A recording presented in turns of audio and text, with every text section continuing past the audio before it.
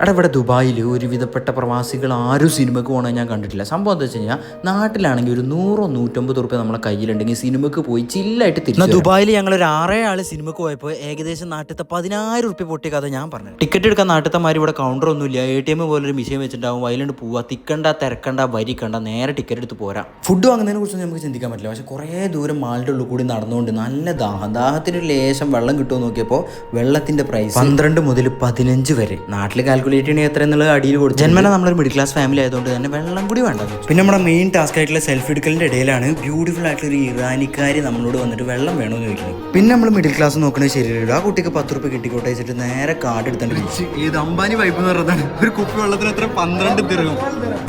നാട്ടിൽ നോക്കുകയാണെങ്കിൽ 10-250 റുപ്യ. അങ്ങനെ ഞങ്ങൾ സ്ക്രീൻ കണ്ടുപിടിച്ച് തിയേറ്ററിൻ്റെ ഉള്ളിൽ കയറാൻ നിൽക്കാൻ വേണ്ടി നോക്കുമ്പോൾ അവിടെ ടിക്കറ്റ് നോക്കാൻ ഒരു മനുഷ്യല്ല. ടിക്കറ്റ് എടുത്ത് വെറുതെ എനിക്ക് കയറി ചെല്ലുമ്പോൾ സീറ്റ് അധികം കാലി ആയതുകൊണ്ട് തന്നെ നമ്മൾ നടുവത്തെ സീറ്റ് നോക്കിയിട്ട് മേലെ കയറുന്നത്. പിന്നെ ആസ് യൂഷ്വൽ ഓരോരുത്തരായി വരുന്നത് നമ്മൾ താഴേക്ക് ഇറങ്ങി അവസാനം 2ാമത്തെ റോയിൽ നമ്മൾ കയറുന്നത്. സിനിമ പിന്നെ എല്ലാവരും റിവ്യൂ കേട്ട് പോയതുകൊണ്ട് സംഭവം മോശമായില്ല. കിടിലം പറഞ്ഞ കിടിലോസ്കി പടം. എന്തായാലും വന്നതല്ലേ സിറ്റി സെന്റർ മൊത്തമായിട്ട് നരിച്ച് പെറുക്കി ആ പിയാനൊക്കെ കഴിച്ച് നശിച്ചു. സോയി നാട്ടിലുള്ള കുട്ടികൾക്കുള്ള സാധനങ്ങൾ വാങ്ങാൻ വേണ്ടിയിട്ട് പ്ലാൻ ചെയ്ത് ഏതൊക്കെ വേണം, റേസിംഗ് കാർ ആർസ് തന്നെ വേണമെന്ന് ഫുൾ ഡീറ്റെയിൽസ് എടുക്കണ്. തൊട്ടപ്പുറത്ത് അനന്തു നാട്ടിലുള്ള ബൊമ്മ ബേബി ഡോൾ വാങ്ങണ്. അവസാനം എന്നത്തെയും പോലെ ഫുഡും കഴിച്ച് റൂമിൽ പോണ്. As usual. അസ്സലാമു അലൈക്കും.